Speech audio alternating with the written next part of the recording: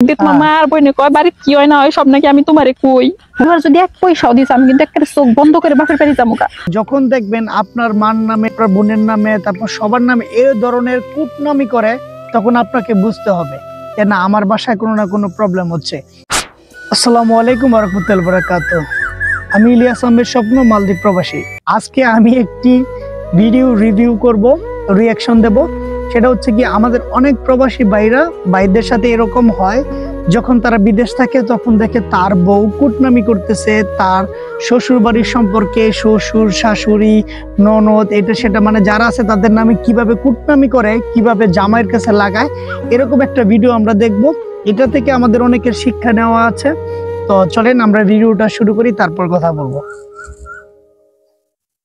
শুনো, তুমি তো চলে গেছো, এই দিক দিয়ে তোমার নরকের আগুনে ফালে রেখে গেছো। আমি কোনোদিন তোমার কোনো কিছু কইছি? আর দিক দিয়ে তোমার মা আর বইনে কয় বাড়ি কি হয় না হয় সব নাকি আমি তোমারে কই। শুনো, আমি তোমার মা আর বোনের জন্য যা করি পৃথিবীর কোনো বেটার বই এগুলা করতো না।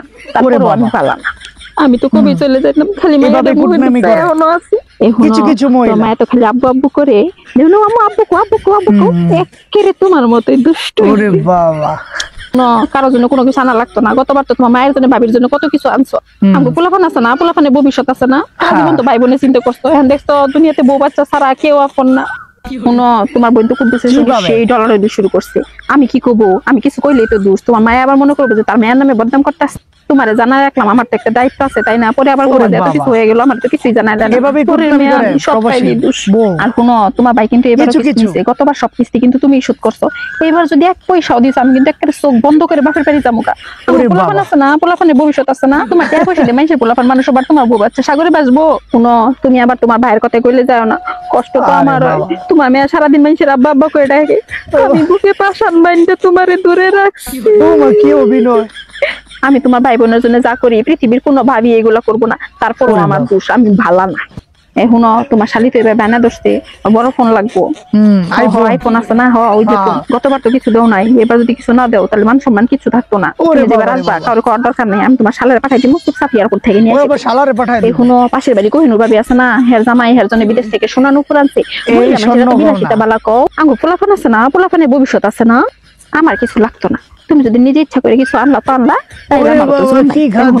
তুমি কিন্তু গত বছর কইছিলা যে আমার জন্য কোমরে বিছান। এই শুনো, এখন রাখি, তুমি চিন্তা ভাবনা করো না, আমি আমার ভাইয়ের এয়ারপোর্টে পাঠাই দিব। তুমি পরে এই মতো ভিডিও কল দিও। ও যাও, কি যে কও না, আছে না দুষ্ট, খালি দুষ্টমি করে। যাও, কি যে কও না তুমি। তো দেখলেন প্রবাসী ভাইরা, এরকম অনেকের সাথে এরকম ধরনের ঘটনা ঘটে। এটা সবার ক্ষেত্রে না, কিছু কিছু মানুষের ক্ষেত্রে। তো আপনারা এই ভিডিওটা এই রিয়াকশন করলাম এই জন্য যে অনেকে এরকম আছে, যখন দেখবেন আপনার মার নামে, আপনার বোনের নামে, তারপর সবার নামে এই ধরনের কুটনামি করে, তখন আপনাকে বুঝতে হবে যে না, আমার বাসায় কোনো না কোনো প্রবলেম হচ্ছে। তো এই জন্য আমি এই ভিডিওটা রিয়াকশন করলাম। এরকম অনেকের সাথে হয়, সেজন্য এটা একটা শিক্ষণীয়, মজার হলেও। তো সবাই ভালো থাকবেন, সুস্থ থাকবেন, এবং সকল প্রবাসীরা সাবধানে থাকবেন। সবাই সবার পরিবারকে ভালোবাসবেন। আল্লাহ হাফেজ।